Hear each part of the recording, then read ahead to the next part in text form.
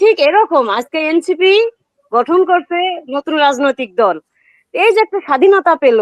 তাহলে সেই লোকদেরকেই যদি মূল্যায়ন করা না হয়, তাহলে আমাদের সন্তানরা তো জীবন দিয়ে সব বৃথায় চলে গেল। আর আরেকটা বিষয় আমি আপনাকে বলতে চাচ্ছি যে আসলে সার্জিস নাহিদ এদের ডাকেই তো আমাদের সন্তানরা রাস্তায় নেমেছিল। ও কিছুক্ষণ আগে আপা বলে গেলেন, কথাটা বাস্তব, যে আসলে আমরা চেয়েছিলাম গণ অভ্যুত্থানের পরে যে যারা এই গণ অভ্যুত্থানটা ঘটালো, যেমন মানে এক এক দফার ঘোষক যে নাহিদ ইসলাম, ওনার কিন্তু যখন উনি মানে তথ্য উপদেষ্টা হিসেবে থাকলেন, ওনার উচিত ছিল একজন উপদেষ্টা অন্তত এই শহীদ পরিবারগুলো তদারকি করুক। আমরা চেয়েছিলাম যে নাহিদ, ফারজিস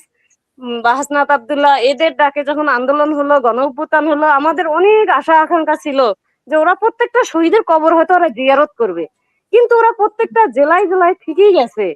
তাদের পদযাত্রা করেছে, তাদের রাজনৈতিক দল পরিচিত করেছে, কিন্তু তাই সেই এলাকার শহীদদের কবরের পাশে গিয়ে দাঁড়ানোর তারা সুযোগ পায়নি।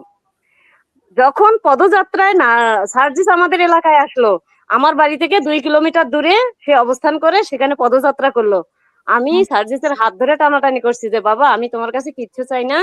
শুধু তুমি আমার ছেলের কবরের পাশে গিয়ে দাঁড়াও, আমি না অনেকটা শান্তি পাবো, কারণ আমার একটা মাত্র ছেলেই ছিল, আমি ভাববো যে তুমি আমার ছেলে, তুমি ওখানে গিয়ে একটু দাঁড়াও, আমি অনেকটা শান্তি পাবো। কিন্তু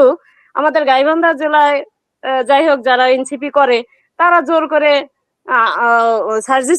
সার্জিস সহ চলে গেল গাইবান্ধা জেলার দিকে। আমার এই 2 কিলোমিটার রাস্তা আসা তাদের ক্ষমতা হয়নি, অথচ সারা বাংলাদেশ তারা